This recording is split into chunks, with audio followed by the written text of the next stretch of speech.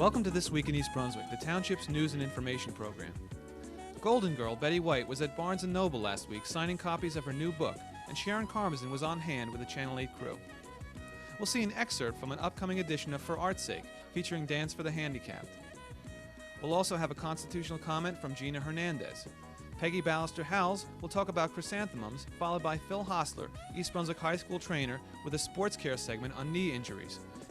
Adrian Eisner will have consumer advice on microwave safety, and we'll end with our Township Council review, all coming up on This Week in East Brunswick. But first, here's a look at what's on Channel 8 next week. Monday at 10 a.m., it's aerobics and exercise with Lenore Kulik on Look Great, Feel Great. At 10:30, Kid Stuff, produced by the Libraries of Middlesex County. Tuesday evening at 7, Eye on the Library will air its first show on the library-related news and information in East Brunswick. Followed at 7:30 by Sports Talk with John Magliero. Wednesday at 3 p.m., it's Stories for the Kids. 6:30 Wednesday evening, it's The Arts, produced by the Middlesex County Cultural and Heritage Commission. And at 7:30, it's For Art's Sake, and a look at dance for special populations. We'll be back Thursday evening at 7 and 8 with an all-new This Week in East Brunswick, followed by About East Brunswick with the mayor and an update on the garbage crisis. And be sure to check Channel 8 program guide for repeats on all our shows. Hi, I'm Sharon Karmazin for Channel 8. Today we're away from the library. We're over here at 18 Central Shopping Center at the Barnes & Noble store.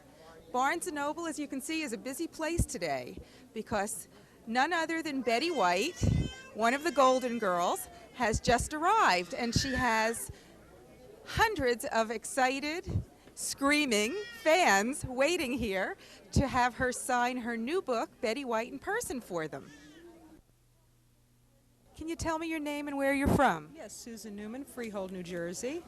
And you've come all the way up to the East Brunswick Barnes & Noble store to see Betty White. Why is that? She's a wonderful, warm-hearted person, and we have a lot in common. We love doggies. And I think she should push it more on the Golden Girls, which I think she's trying to do. That's what I want to chat with her about. She's a wonderful person.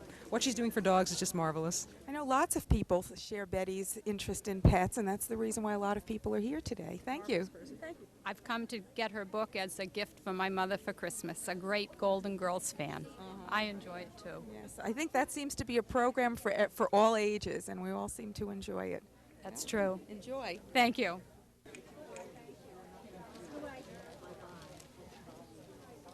Hi, can you tell me your name and where you're from? Gail Craidman, I'm from East Brunswick.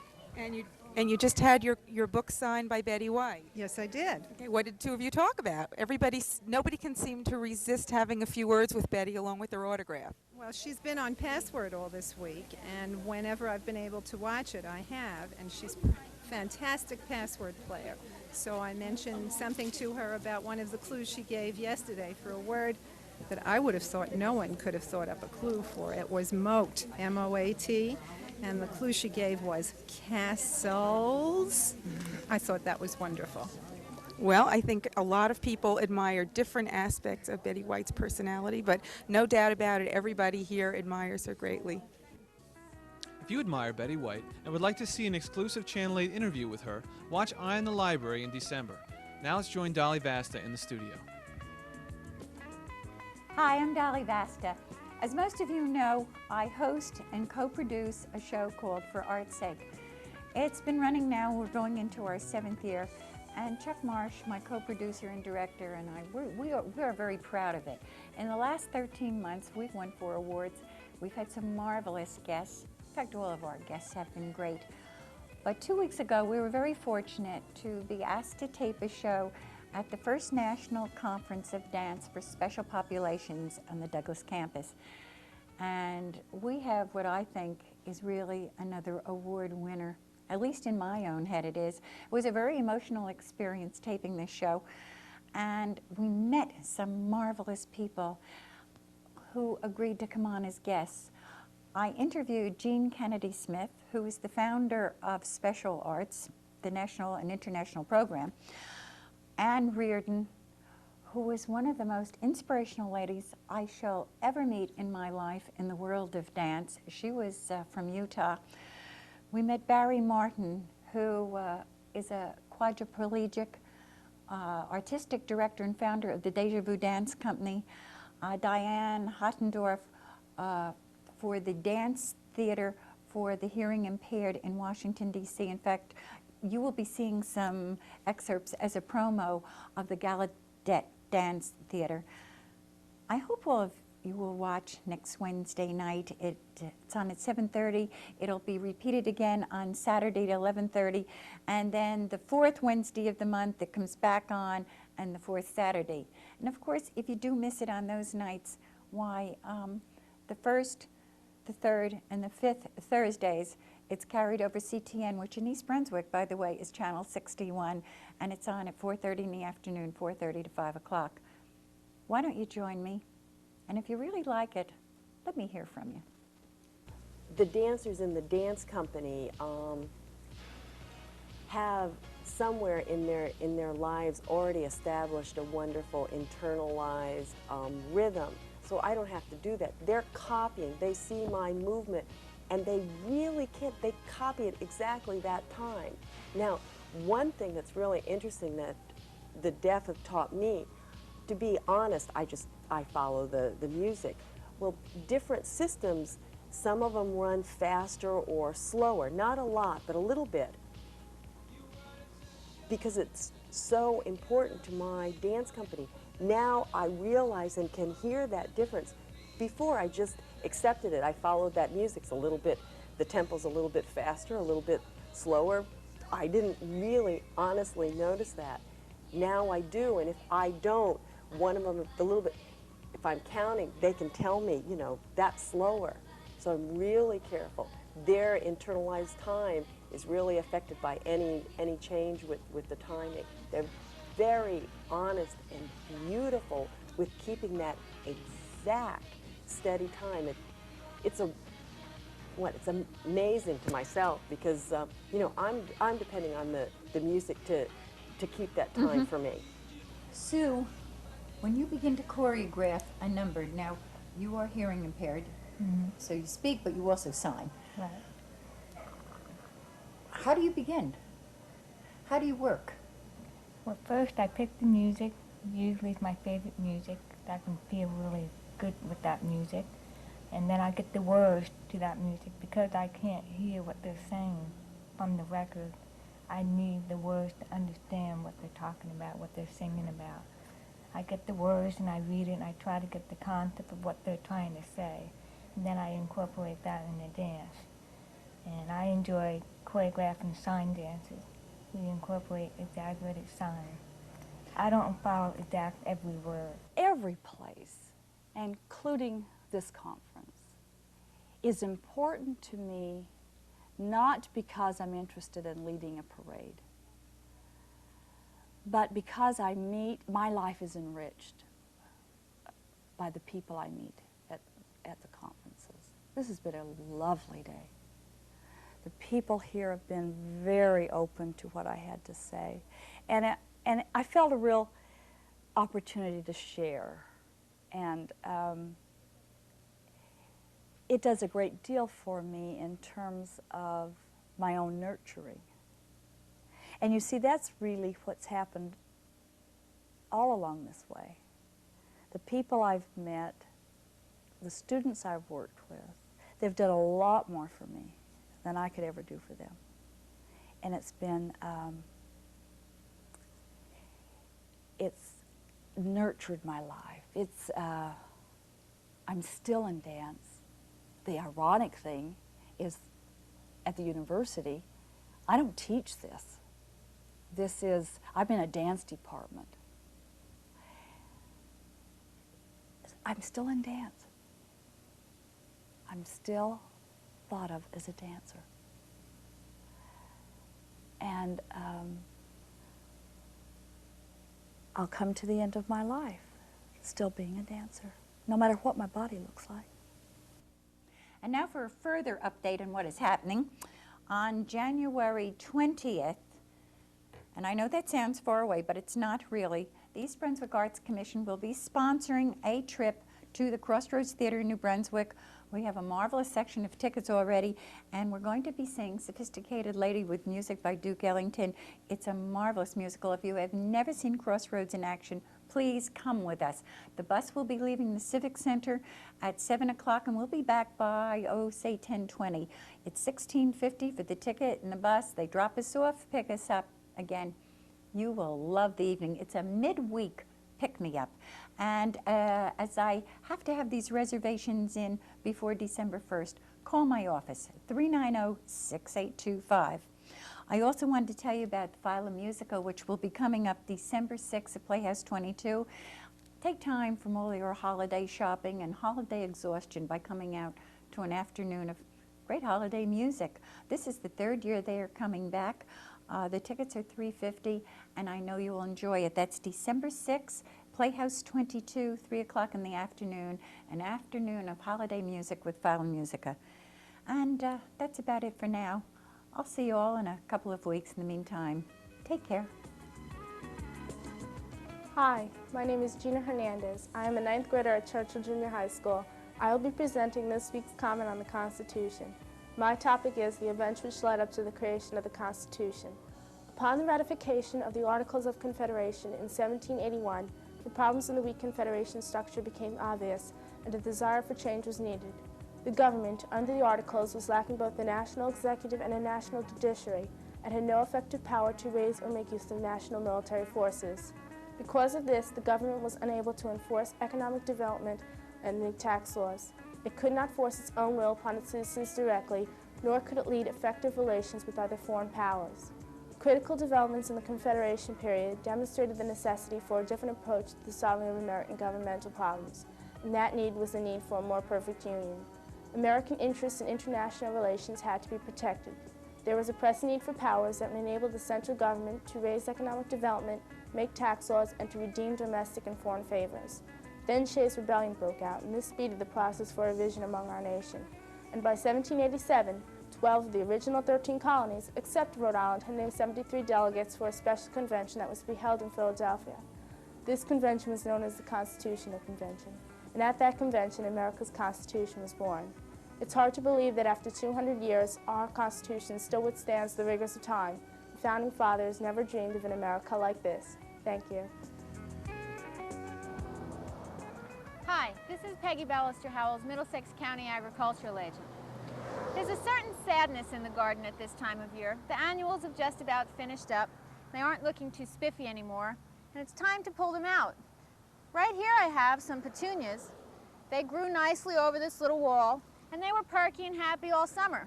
But they don't look too exciting anymore. In fact, they're starting to look pretty ugly. It's time to rip them out. It makes me sad since there's a few pretty flowers left, but we just have to get tough and pull them out. And we're going to put in a nice pretty chrysanthemum in the same spot.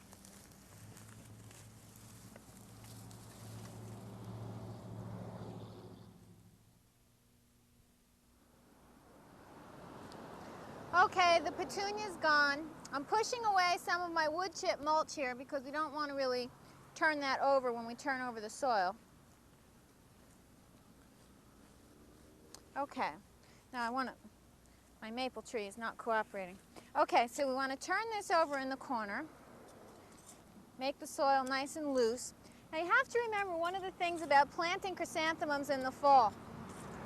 Even though they are a fall blooming plant, don't expect them to overwinter.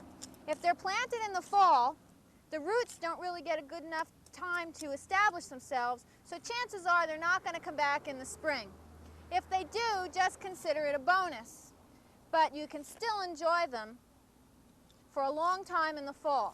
If you want your chrysanthemums to become perennial so that they come back every year, it's very important to plant them in the spring. I'd say late April or early May is a good time, provided they've been hardened off, and that's the best time to plant mums if you want them to keep coming back every year. In the meantime, fall planting fills in the bare spots and gives you a nice, pretty burst of color in the fall. Okay, that hole looks pretty good. Now, I have this pale pink mum. It has a few flowers that have already faded on it, so we want to make sure we take them off. Okay, it looks like I've got most of the dead flowers off.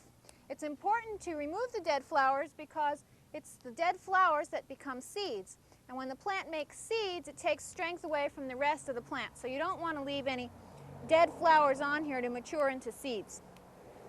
That looks like most of them. Okay. These are kind of heavy. There's a fairly large root ball on them. These were field grown. Well, it's not cooperating, but I think we got it. Okay. Now you don't want to plant it any deeper than it was in the original pot. And I think I want to turn it a little bit. There we go. And then push the soil back around. And make sure that you water it in thoroughly after you've got it planted. This maple's still not cooperating. Okay, pack it in. Press it down. Don't press it down too hard.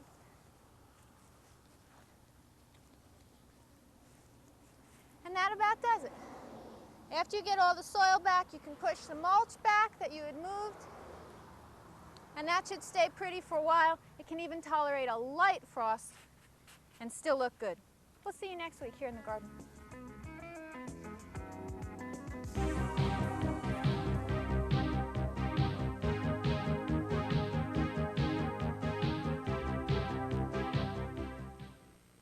Hello, I'm Ronnie Barnes, head athletic trainer for the New York Giants.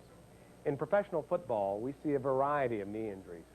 The knee joint is one of the most mobile joints in the body, with as much as 150 degrees of flexion. The quadricep muscle, located at the front of the thigh, is responsible for straightening the entire lower leg and is used in activities such as running, walking, and climbing stairs. The hamstring muscle group at the back of the thigh is responsible for bending the lower leg back and pulling the entire lower leg backwards at the hip for propulsion in such activities as running.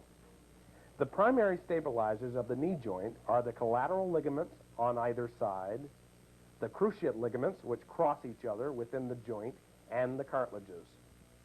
The tearing of ligaments is called a sprain and is classified as mild, moderate, or severe. Regardless of the degree of injury, your immediate treatment should be the use of rice. There are steps that you can take to reduce the severity of knee injuries. Develop the muscles around the knee. Use cleatless shoes, as many professional teams do. Play sports on the balls of your feet. If you keep your heels off the ground, you'll be able to spin off your toes, thereby reducing the amount of force at the knee joint. In the event of a serious knee injury, you will want to consult a medical professional to determine the severity, the follow-up treatment, the rehabilitation, and the possible need for surgery. Hello, and welcome to Consumer Aware. I'm Adrienne Eisner, Director of the East Brunswick Consumer Affairs Office. Today I'm going to be giving you some tips on microwave safety. All microwave ovens manufactured since October 1971 must have a label stating that they meet the safety standards enforced by the Food and Drug Administration. The standard limits the amount of microwaves that can leak from an oven throughout its lifetime. This is far below the level known to harm people. Furthermore, as you move away from an oven, the level of any leaking microwave radiation that might be reaching you decreases dramatically. For example, someone standing 20 inches from an oven would receive approximately 1/100th of the amount of microwaves received at 2 inches. The standard also requires all ovens to have 2 independent interlock systems that stop the production of microwaves the moment the latch is released or the door opened. In addition, a monitoring system stops oven operation in case one or both of the interlock systems fail. There is no residual radiation remaining after the microwave production has stopped.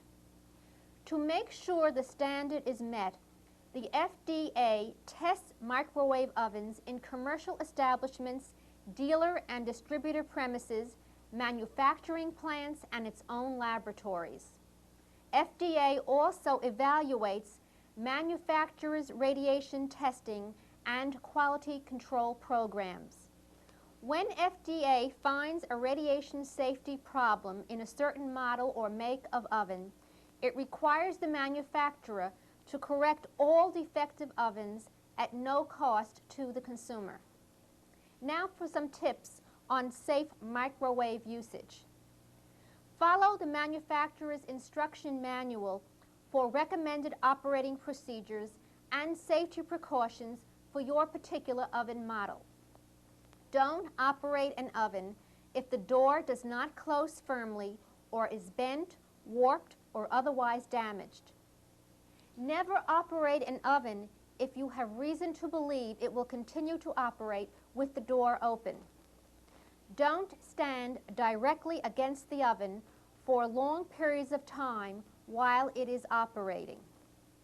Generally, metal pans or aluminum foil should not be used in a microwave oven, as the microwaves are reflected off these materials, causing the food to cook unevenly and possibly damaging the oven. Clean the oven cavity, the outer edge of the cavity, and the door with water and a mild detergent. A special microwave cleanser is not necessary. Do not use scouring pads, steel wool, or other abrasives. If you would like additional information or have any questions, please call us at the East Brunswick Consumer Affairs Office. We are located in the Municipal Building, and our hours are from 9 until 5, Monday through Friday. The telephone number is 390-6954. Thank you for joining me on Consumer Aware. See you again next time. The Town Council was faced with a long agenda at Wednesday night's work session. Under priority discussion, Jack Sinagra persuaded fellow council members to object to a massive commercial development in South River. According to Sinagra, Frank Greek's proposed complex would add 1 million square feet of office and industrial space to South River's tax rolls. Sinagra said such a complex would add nearly 1,000 cars to rush hour traffic near Route 18 and Old Bridge Turnpike intersection. If further study shows the new complex would hurt East Brunswick residents, the council says it will not approve selling water to Greek. Greek has already approached East Brunswick for water and sewerage service. East Brunswick, however, has no jurisdiction over the plan's approval process. And if you're waiting for the township to pick up fallen leaves, you may be in for a long one. The township's sanitation department will finish its leaf pickup plan by mid-December. This year, homeowners do not have the option of throwing bags of leaves in the trash. A state order requires leaves to be recycled. So homeowners meticulous about their lawns have no alternative to township collection. Council members and township employees discussed options for cleanup Wednesday. No decisions were made, but alternative plans are being considered. And Township Administrator Gregory Fehrenbach reports that a 40-mile-per-hour speed limit will be set for the new Riders Lane. Traffic Safety Commissioner Tom Terrell says the speed limit is acceptable. Residents of condos along the new road were hoping for a slower speed, and Terrell says advisory speeds could be posted along with the state signs. And Township Engineer Bill Tanner told the council a light should be in place on the Fern and Cranberry Road intersection by the end of this month. That intersection was recently constructed in response to a fatal accident which occurred earlier this year. Also Wednesday, Councilman Joseph Hudak presented a prospective budget on the costs of a township health department. Hudak says the department will cost the town $150,000 a year. He says it's a small price to pay for such an important service, adding a local department would be more effective than the county's. Town Administrator Gregory Fehrenbach disagreed with Hudak's numbers and his allegations that the county's health department is ineffective. A committee will be formed to establish standards for a community honor roll once a resolution is adopted. The honor roll concept was introduced many years ago but never got off the ground. Township residents who contribute to the town would be candidates for the honor. Exactly what the standards are and reward is will be determined by the committee. That's all for this week. Thanks for watching.